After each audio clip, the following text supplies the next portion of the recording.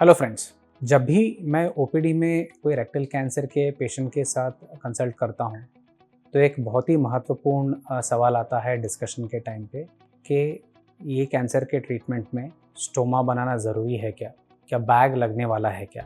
इस वीडियो में हम इस टॉपिक के ऊपर डिस्कशन करेंगे। मेरा नाम डॉक्टर प्रवीण कमार है। मैं कैंसर सर्जन हूँ और डाइजेस्टिव सिस्टम कैंसर मेरा स्पेशलिटी है। मेरे स्पेशलिटी में मैंने 5000 से भी ज़्यादा सर्जरीज की हुई हैं। सो दोस्तों, जब हम रेक्टल कैंसर के ट्रीटमेंट के बारे में बात करते हैं तो एक इम्पॉर्टेंट सवाल उठता है, वो है कि एक स्टोमा बनाना इसके लिए ज़रूरी है क्या। जैसे अगर आपने हमारे पुराने वीडियोस देखे हैं तो आपको आइडिया रहेगा कि मैं स्टोमा ऐसे बोलते हैं तो इसका क्या मीनिंग है।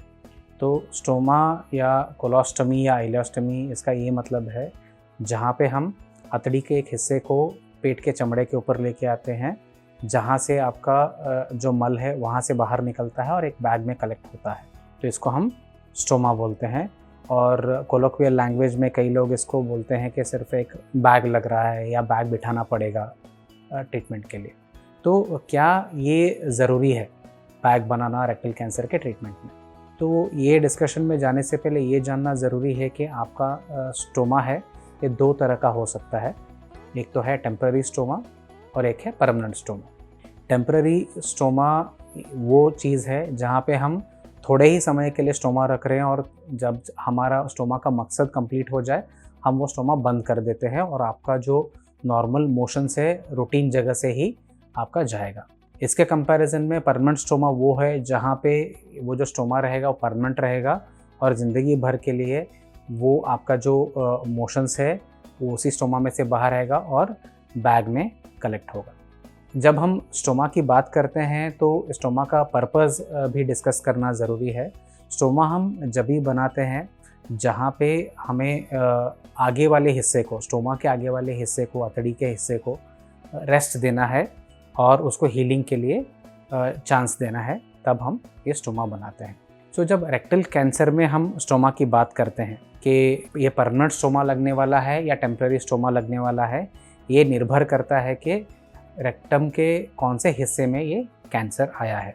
सो ये जानना ज़रूरी है कि रेक्टम में कितने पार्ट्स होते हैं और हर एक का फंक्शन क्या है, तभी हम जाके ये जान पाएंगे कि कौन से हिस्से के लिए कौन सा स्टोमा लगता है और इसका क्या क्या इम्प्लीकेशन है। सो दोस्तों, रेक्टम बड़ी अतड़ी का आखिरी हिस्सा है और ये स्टूल्स को या मल को स्टोर करता है और जैसे जैसे इसका जब मल वहाँ पे स्टोर होता है और जब सफिशिएंट क्वांटिटी में हो जाता है तो ये बाहर की तरफ निकलता है एनल कैनाल के थ्रू।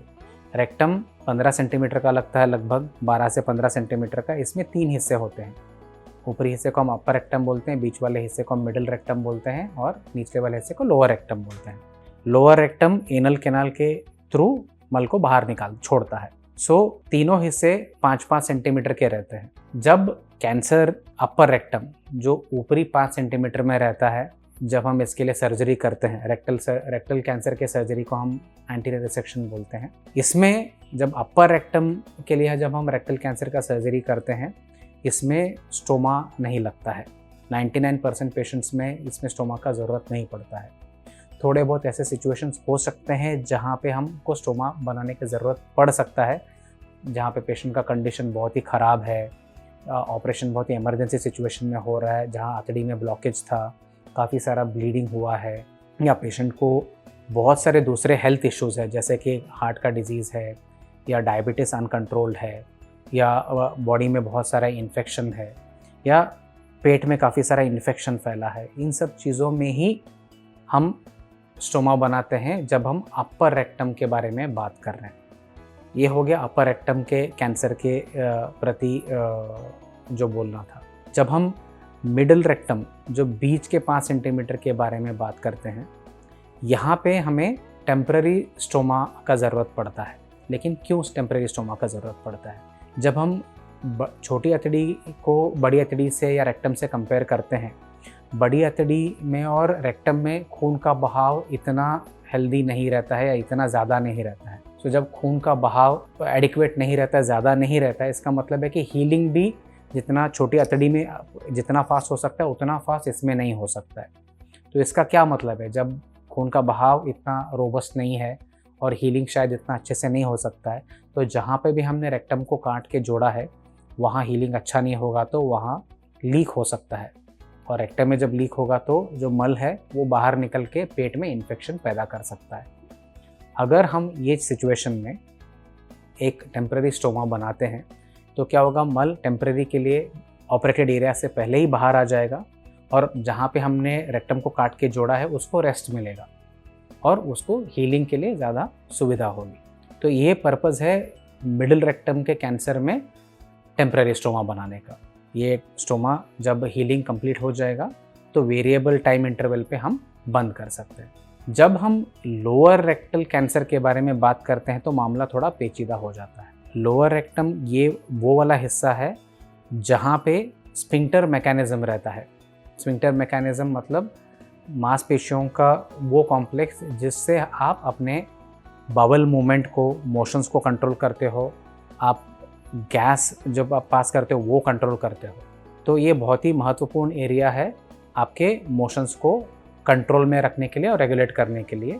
यहाँ पे दो मांसपेशी रहते हैं, एक जो है इंटरनल स्फिंक्टर बोलते हैं और दूसरा बाहर जो रहता है वो मांसपेशी को हम एक्सटर्नल स्फिंक्टर बोलते हैं। जब ये दोनों स्फिंक्टर कैंसर में इन्वॉल्व हो गए हैं और कैंसर को सक्सेसफुली निकालने के लिए दोनों स्फिंक्टर को हमें, दोनों मांसपेशियों को निकालना पड़ेगा, तब हमें परमानेंट स्टोमा करना पड़ता है।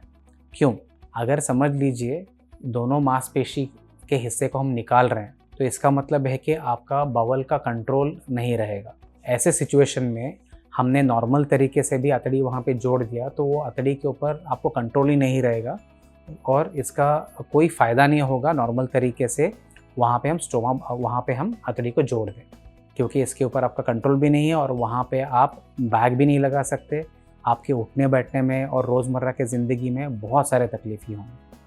इसके लिए हम जब दोनों स्फिंक्टर लोअर रेक्टल कैंसर के लिए निकालना पड़ता है तब हम परमानेंट स्टोमा बनाते हैं पेट के चमड़ी के ऊपर। जब हम बाहर का जो स्फिंक्टर है, बाहर का जो मांसपेशी है, एक्सटर्नल स्फिंक्टर, ये हम बचा पाएंगे लोअर रेक्टल कैंसर में, तब हम टेम्परेरी स्टोमा बनाते हैं। तो इसमें जब हीलिंग कंप्लीट हो जाए तब हम जो टेम्परेरी स्टोमा है बंद कर देंगे, आपका नॉर्मल मोशन रूटीन तरीके से जाएगा। बट कैसे पता चलेगा कि जब लोअर रेक्टल कैंसर है इसमें टेम्परेरी स्टोमा लगेगा या परमानेंट स्टोमा लगेगा? ये हम जान पाएंगे जब हम एक MRI करते हैं रेक्टम का ट्रीटमेंट शुरू करने से पहले। अगर MRI रेक्टम में हमें पता चल रहा है कि बाहर का स्फिंक्टर फ्री है और हम इसे बचा सकते हैं, तब हम ये कंसिडरेशन करते हैं कि इसमें सिर्फ टेम्परेरी स्टोमा लगेगा। बट हालांकि ये अचीव करने के लिए बहुत ही कॉम्प्लेक्स सर्जरी करना पड़ता है जिसको हम बोलते हैं अल्ट्रा लो एंटीरियर रिसेक्शन और इंटरस्फिंक्टरिक रिसेक्शन। ये तकनीकी तौर पे कॉम्प्लेक्स सर्जरी हैं और ओनली एक्सपीरियंस सर्जन्स ही इसको परफॉर्म कर पाते हैं। सो अगर ऐसा वाला सर्जरी पॉसिबल है और आपके सर्जन ये कर पाएंगे तो आपको टेम्परेरी स्टोमा लगेगा। अगर हमें MRI में दिख रहा है जो लोअर रेक्टम में जो कैंसर है इसमें दोनों मांसपेशियों को पकड़ा है, इंटरनल स्फिंक्टर और एक्सटर्नल स्फिंक्टर दोनों को पकड़ा है, तब ये जाहिर सी बात है कि इसमें हमें परमानेंट स्टोमा बनाना पड़ता है। सो दोस्तों, ओवरऑल जब अपर रेक्टम, जो रेक्टम का सबसे ऊपरी वाला 5 सेंटीमीटर है, यहाँ पे स्टोमा का सवाल पैदा ही नहीं होता है। बहुत ही रेयर सिचुएशन में हमें स्टोमा करना पड़ता है और ये टेम्पररी रहता है। ठीक उसी तरह जब मिड रेक्टम, जो बीच के 5 सेंटीमीटर के लिए हम बात करते हैं, इसमें भी टेम्पररी स्टोमा लगता है। जब हम लोअर रेक्टम की बात करते हैं, इसमें ये डिसाइड हमें करना पड़ता है बीमारी कितना फैला है इसके ऊपर कि इसमें हमें टेम्पररी स्टोमा बनाना है या ये स्टोमा परमानेंट रहेगा। ये कैसे पता चलता है? ये MRI रेक्टम करने के बाद हम डिसाइड करते हैं। थोड़े सिचुएशंस ऐसे रहते हैं लोअर रेक्टल कैंसर में जहाँ पे बीमारी का बहुत ही अच्छा रिस्पॉन्स आ जाए, जिससे बीमारी इतना सिकुड़ जाए कि हम परमानेंट स्टोमा अवॉइड कर सकते हैं। हालांकि ऐसे होने का चांस काफ़ी कम रहता है। सो दोस्तों, ये था एक शॉर्ट डिस्कशन कि रेक्टल कैंसर में स्टोमा ज़रूरी है क्या, अगर स्टोमा ज़रूरी है तो ये परमानेंट है या टेम्पररी है, और कब और कौन से सिचुएशन में ये स्टोमा बनाने पड़ते हैं। ये टॉपिक के ऊपर आपको और डाउट्स हैं या सवाल है तो हमें कमेंट्स में लिख के बताइए। हम डेफिनेटली ये सवालों का जवाब देने का कोशिश करेंगे। Thank you.